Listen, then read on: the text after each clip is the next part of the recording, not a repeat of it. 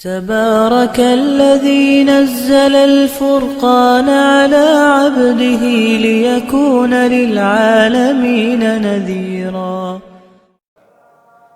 یہی مسجد قباء ہے کہ رسول اللہ صلی اللہ علیہ وسلم ہر بدھ کی رات پیدل یا سواری پر سوار ہو کر مسجد قباء تشریف لاتے تھے۔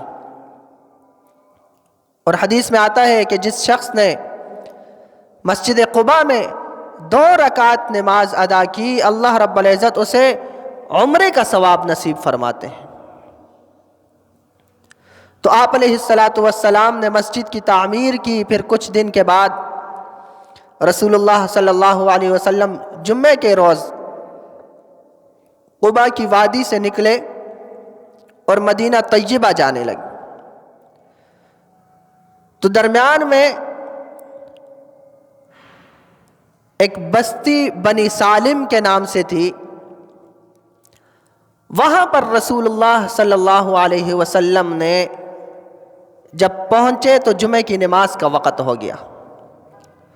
پھر آپ علیہ السلام نے سب سے پہلا جمعہ بنی سالم میں پڑھایا، اور اس میں رسول اللہ صلی اللہ علیہ وسلم نے 13 سال تک مکہ کے لوگوں کے ظلم و ستم، مکہ کے لوگوں کی تکلیفیں، گالیاں، مکہ کے لوگوں کی بے رخی، ان کی بے ثباتی اور ساری چیزیں دیکھنے کے بعد رسول اللہ صلی اللہ علیہ وسلم کو 13 سال کے بعد اپنے ما فی الضمیر کا اظہار کا ایک موقع ملا۔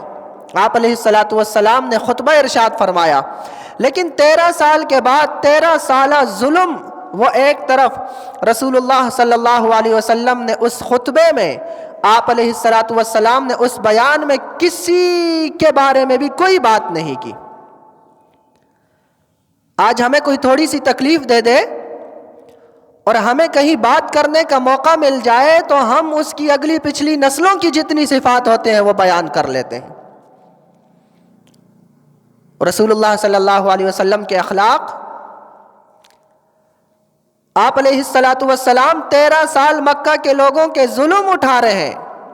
پھر اس کے بعد جب خطبے کا موقع ملا، اور سب سے پہلا خطبہ جو رسول اللہ صلی اللہ علیہ وسلم نے بنی سالم میں دیا، اس میں رسول اللہ صلی اللہ علیہ وسلم نے لوگوں کو اللہ سے ڈرنے کا حکم دیا۔ اس میں آپ علیہ السلام نے لوگوں کو ان کی آخرت کی فکر کی ترغیب دی۔ اللہ کے پیارے حبیب صلی اللہ علیہ وسلم نے لوگوں کو اعمال کی ترغیب دی۔ لوگوں، ایک دن سب نے اس دنیا سے جانا ہے۔ اوصیکم ونفسی بتقوی اللہ عز وجل، میں تمہیں اور اپنے آپ کو اللہ سے ڈرنے کی وصیت کرتا ہوں۔ میں تمہیں اس بات کی وصیت کرتا ہوں کہ ایک دن دنیا سے چلے جانا ہے، اللہ سے ہمیشہ ڈرتے رہیں، اپنی آخرت کی فکر کرتے رہیں۔ سبحان اللہ، کیا عالی صفات تھے، سبحان اللہ، کیا عالی اخلاق تھے رسول اللہ صلی اللہ علیہ وسلم کے، کہ 13 سال کے بعد جب بات کرنے کا موقع ملا تو کسی کی تنقیص نہیں کی، کسی کو برا بھلا نہیں کہا، کسی کے بارے میں برے الفاظ زبان سے نہیں نکلے۔